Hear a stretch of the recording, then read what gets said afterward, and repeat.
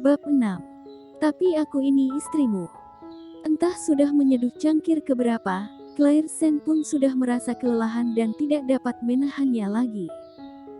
Saat membawa kopi ke dalam ruang rapat, ia sudah tidak menemukan bayangan Golden Ye di sana. Ia bahkan belum menyatakan dirinya lolos dan sudah menghilang begitu saja. Claire Sen menaruh kopi di atas meja, berbalik badan dan keluar dari ruangan juga. Tiba di lantai dasar gedung, ia kebetulan menemukan mobil khusus milik Golden Ye meninggalkan Yes Corp. Sedangkan dirinya ditinggal lagi. Claire Sen menertawai dirinya. Ia sudah seharusnya menebak ini sejak awal. Ia berjalan ke pinggir jalan dan bersiap memanggil taksi, tapi sebuah mobil berwarna perak malah berhenti di hadapannya. "Adik ipar, aku antar kamu pulang sini." Jendela mobil diturunkan, sehingga menunjukkan wajah Davin Ye yang lembut dan tampan itu. Claire Sen terdiam sesaat dan menggeleng kepala. Tidak perlu.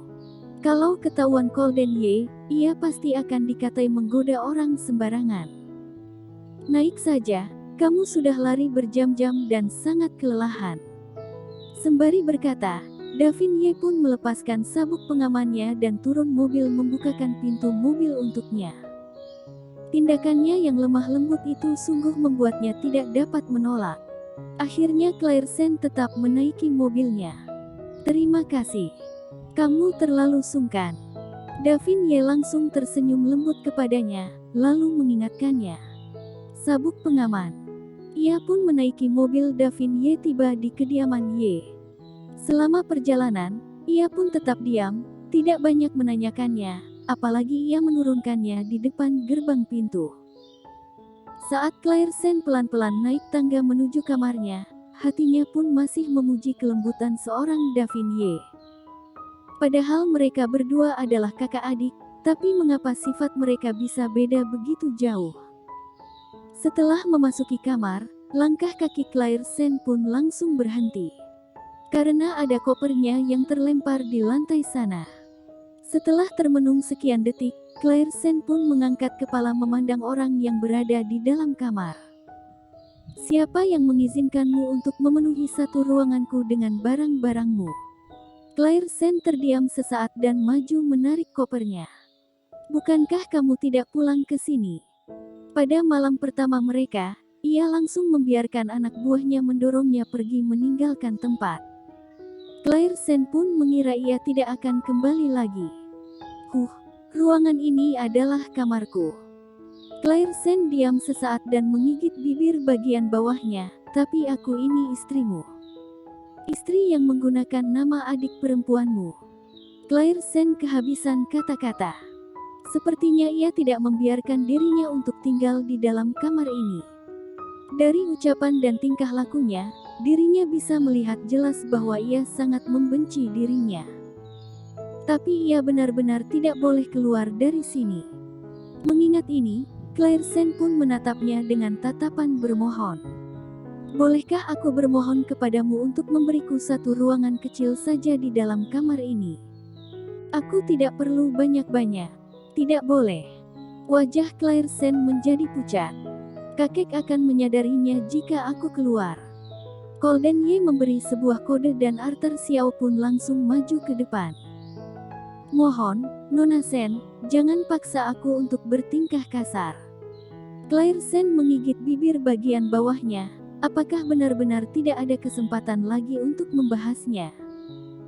Tatapan Golden Ye sangat dalam seperti tatapan serigala, gelap dan membawa sinar kebuasan.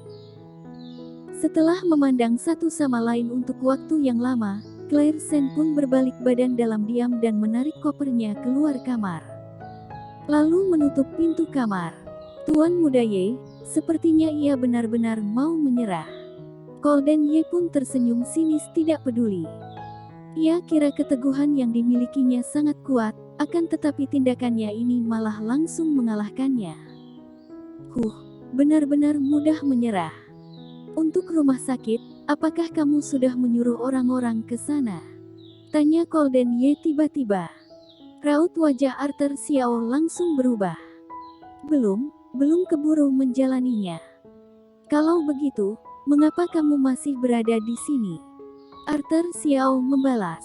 Aku akan segera melaksanakannya. Arthur Xiao meninggalkan tempat dengan cepat. Saat keluar, ia pun menemukan Claire Sen yang masih menarik kopernya berdiri di depan gerbang. Ia pun memberi tatapan kasihan kepadanya, lalu meninggalkan tempat. Pagi esok hari, saat datang mencari Golden Ye, Arthur Xiao pun tidak tahan untuk membelalak mata besar melihat adegan di depan gerbang sana. Ia pelan-pelan berjalan ke dalam kamar dan membangunkan Golden Ye, lalu melayaninya untuk membasuh wajah dan menggantikan pakaian. Setelah semuanya selesai, ia pun tidak tahan untuk membuka mulut berkata, "Tuan Muda Ye, itu, Nona Sen." Mengungkit wanita itu, Golden Ye pun langsung mengerutkan dahi tidak senang. Aura yang terpancar dari tubuhnya juga menjadi dingin. "Tuan Muda Ye, aku tidak sengaja mengungkitnya, melainkan ia." Arthur Xiao tidak bisa melanjutkannya dan langsung berkata, "Lebih baik Tuan Muda Ye pergi ke gerbang pintu untuk melihatnya sendiri. Dorong aku keluar." Meski Golden Ye memiliki mental yang sangat kuat, tapi ia tetap terkejut saat melihat wanita itu memeluk jaket tidur di depan gerbang. Claire Sen menaruh kopernya di samping, sedangkan dirinya terbalut dengan sehelai jaket dan tidur bersandar pada dinding. Mungkin karena sudah terlalu lelah, sehingga sekujur tubuhnya langsung terjatuh ke lantai, mungkin karena dingin juga, jadi ia pun terus menekuk tubuhnya yang gemetar ke dalam jaket dan hanya menunjukkan wajah kecilnya yang putih. Kulit putihnya termasuk kulit putih yang bisa bersinar. Rambutnya yang tidak dirawat baik malah tampak lurus dan lembut.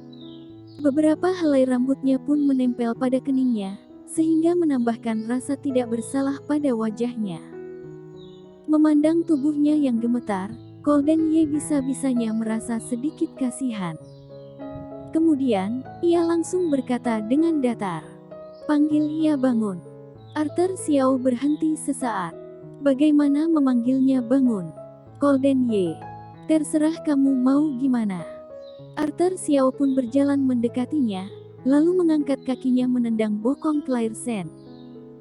Raut wajah Golden Ye seketika menjadi murung dan berkata dengan suara tidak acuh, "Apa yang kamu lakukan?" Arthur Xiao memasang wajah tidak bersalah, sedang membangunkannya. Setelah itu, ia pun menyentuh hidungnya. "Apakah Tuan Muda Ye merasa diriku terlalu ringan saat menendangnya? Kalau begitu, aku tendang lebih kencang." Bagi Arthur Xiao, Golden Ye itu sangat membenci Claire Sen. "Cukup, aku menyuruhmu untuk memanggilnya bangun, tidak menyuruhmu untuk melukainya." Golden Ye menahan amarahnya yang hampir mau meledak itu. "Mengerti." Arthur Xiao seketika mengerti maksudnya, lalu langsung berjongkok dan mendorong pundak Claire Sen. Tidur Claire Sen sangatlah nyenyak, ia pun membuka kedua matanya sulit setelah Arthur Xiao mendorongnya lama. "Nona Sen, hari sudah pagi, cepatlah bangun." "Apakah hari sudah pagi?" Setelah terdiam sesaat, Claire Sen pun mendudukan diri, memandang langit sekitarnya yang terang itu, lalu mengucek matanya. Siapa sangka ia benar-benar tidur semalaman di luar sini. Waktu benar-benar berlalu dengan cepat. Siapa yang membiarkanmu tidur di depan gerbang pintu? Saat ia sedang berpikir, tiba-tiba ada sebuah pertanyaan yang tidak acuh terdengar di telinganya. Ia duduk dan termenung sebentar, seperti sedang mengingat ulang apa saja yang telah terjadi. Kemudian ia memeluk jaket dalam pelukannya dengan erat dan berkata dengan suara pelan, "Tidak ada tempat yang bisa aku pergi." Mungkin karena tidur semalaman di lantai ini, sehingga suara Claire Sen terdengar sedikit suara sengau. "Jadi kamu mempermalukan kita semua di sini." Claire Sen menggigit bibir bagian bawahnya, kemudian mengangkat kepalanya, bertemu dengan mata Golden Ye yang dingin itu, berkata dengan berani, "Kalau kamu merasa aku mempermalukan kalian, maka biarkan aku tidur di dalam." "Kamu." Golden Ye seketika kehabisan kata-kata. Berani-beraninya wanita ini membantahnya. Claire Sen pun menatapnya dengan berani. Dibanding dengan kemarin malam, wajahnya termasuk putih yang tidak normal, seperti sedang sakit. Melihat penampilannya ini, entah mengapa Golden Ye langsung menjadi lembut hati, kemudian ia pun mendengus pelan. "Mari kita pergi." Arthur Xiao maju dan mendorong kursi rodanya. "Tuan Muda Ye, Nona Sen itu." Golden Ye menoleh balik dengan tatapan yang kesal. "Jangan mempermalukan aku di depan gerbang pintu." Setelah mereka pergi, Claire Sen baru memeluk jaketnya bangkit dari lantai. Maksud ucapannya tadi, sudah mengizinkan ia masuk ke dalam kamar, bukan? Entah iya atau bukan, lagi pula ia sudah meninggalkan tempat, lebih baik dirinya masuk ke dalam dan membasuhkan diri. Saat menyikat gigi, Claire Sen bisa-bisanya ingin mual. Ia pun bertumpu pada wastafel, mual berkali-kali, baru selesai menyikat gigi. Setelah selesai berkumur, Claire Sen pun merasa dingin. Oleh karena itu, ia pun pergi mandi air panas. Selesai mandi, ia masih merasa dingin, apalagi tenggorokannya juga menjadi serak dan kepalanya terasa berat.